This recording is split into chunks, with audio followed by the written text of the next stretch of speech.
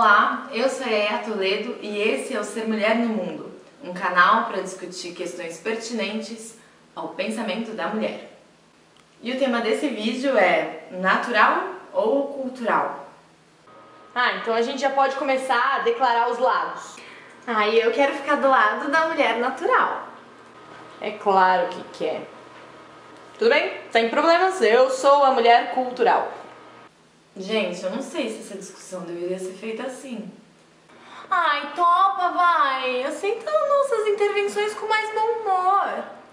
Então eu gostaria de começar falando que, como eu sou a natural, eu vou para um viés darwinista. Beijo, fui! E eu, como mulher cultural, vou ficar aqui pela esquerda entre o Marx, o Rousseau e o Foucault. Sim, porque por mais que muita gente ignore isso, a ideia que fazemos de ser cultural tem forte influência do marxismo.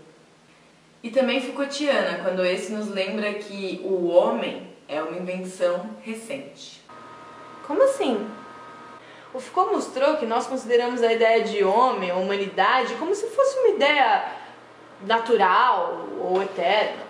E que, na verdade, a forma como a gente pensa o homem e os seus direitos nasceu no começo do século XIX. E que a ideia que temos é paradoxal, porque nos vemos como objeto no mundo e também como sujeitos que sentem e estudam o mundo. Sei. Bom, então era eu que ia começar e... muito bem, eu tenho uma boa. Apesar das conquistas femininas da mulher no âmbito político, no cotidiano tem uma lógica que persiste. São quase sempre os machos que fazem a corte. A fêmea é sempre menos atirada que o macho, ela é meio esquiva.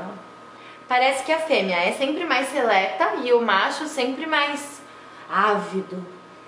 Essas não seriam características naturais de reprodução e proteção da espécie? Você acha essa boa mesmo?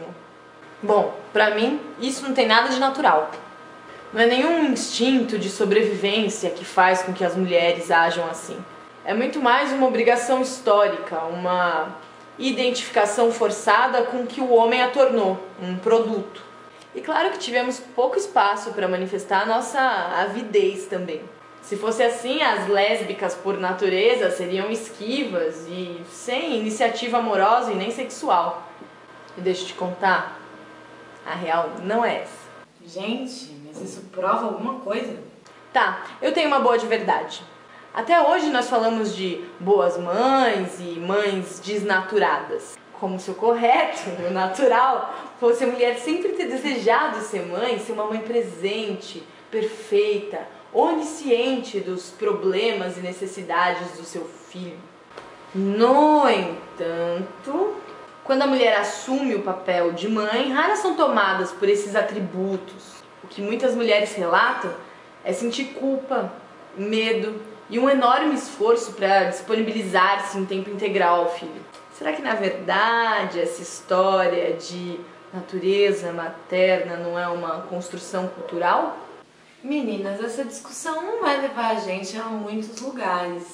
Como assim construção cultural? Então você acha realmente que não existe, sei lá, um instinto biológico na mulher sobre a sua possibilidade de reprodução? Gente, mas isso é cultural também. E mudou durante os... Existe sim, chama Cartilha Moderna da Boa Mãe, esse instinto. Que, aliás, pode ser comprado em qualquer boa livraria de 1850. Muito bem, chega disso. Vamos tentar olhar para esse tema sem conflitos dualistas de razão, tá? Como assim? Dá isso? Vamos pensar que o homem, e principalmente a mulher, é fruto desse discurso parte natural, parte cultural. Natural pelo que somos e cultural pelo que fazemos. É claro que até hoje defendemos alguns princípios que zelam pela nossa seleção natural, pela nossa continuidade enquanto espécie. Não só no plano físico e reprodutivo, mas também no plano do discurso, da proteção. Mas também é óbvio que durante toda a história a cultura interveio para mudar a nossa relação e pensamento sobre reprodução, plano físico e proteção. É verdade. Mesmo porque já existia, né? Natureza e cultura antes do Darwin. A gente só não sabia muito bem a quem atribuía as origens delas, né? Enquanto que a discussão de uma origem, de uma naturalidade do homem sempre existiu, a discussão sobre os efeitos da produção humana sobre a natureza não são tão antigos. E como Foucault nos aponta, são sempre alterados a partir da nossa concepção de ser humano. Cultura é todo aquele complexo que inclui conhecimento, crença, leis, artes, moral e costumes. E todos os outros hábitos e capacidades adquiridos pelo homem por viver em sociedade. Então toda cultura depende de uma concepção de ações naturais do homem, mesmo que ela seja apenas determinada por quem detém o poder do discurso. No nosso caso, os homens, a natureza dos homens e a cultura dos homens. O problema é que o discurso darwinista constantemente é usado para defender a opressão de mulheres. E mesmo Darwin fez algumas alegações polêmicas sobre a superioridade do homem perante a mulher. E a gente ainda precisa considerar um cara desse. Claro, porque dizer que o Darwin era machista não é muito diferente de perceber que naquela época a maior parte dos homens era. Muitos estudos têm reinterpretado a visão de Darwin sobre natureza e os nossos processos de evolução. Existem até estudiosos que alegam uma superioridade feminina a partir de visões darwinistas. Ah, é? Disso eu gostei.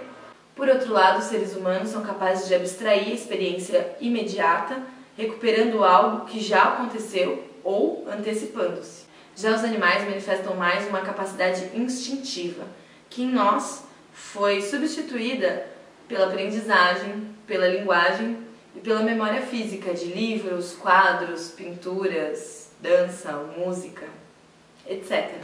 Por isso, são muitos também os que afirmam que somos seres apenas culturais, sem uma natureza que não seja mito. Para Marx, por exemplo, o homem recriava-se pelo trabalho. Um animal não trabalha, mas o homem desenvolve constantemente ferramentas para aprimorar e melhorar a execução das suas tarefas. E foi o pensamento de cultura, o pensamento de transformação do sujeito a partir dos seus hábitos sociais, que possibilitou à mulher repensar o que era tido antes como sua natureza.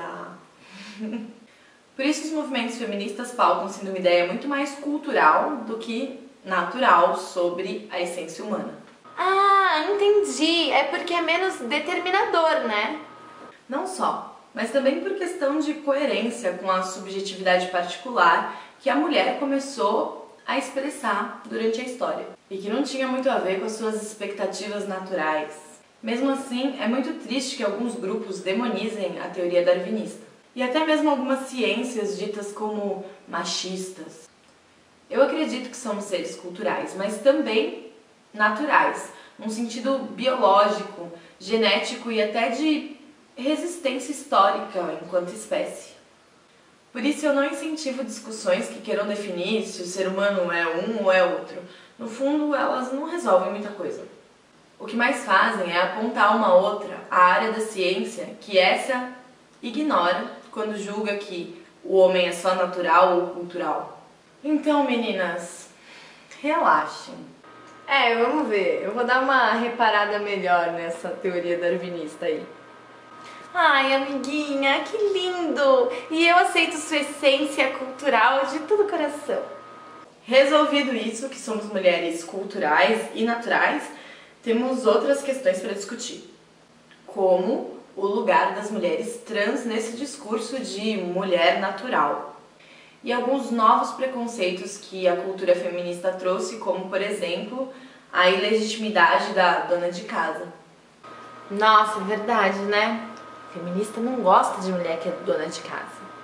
Ah, queridinhas, mas não é por mal não, é só por entender que vocês são além do papel de dona de casa, vocês são sujeito em construção de identidade. A gente deu uma ignorada nesse papel, mas logo a gente retoma e supera. Porque como Nietzsche anunciou também há tempos atrás, o homem é algo a ser superado. O homem, porque a mulher já nasceu linda e pronta. Desculpa, piadinha infame, com essa coisa de sempre chamar a humanidade por o homem. O homem. Homem. Ainda bem que você falou nisso, porque o nosso próximo vídeo é sobre gênero. E esse fica por aqui. Muito obrigada pela resistência, um beijo e até a próxima!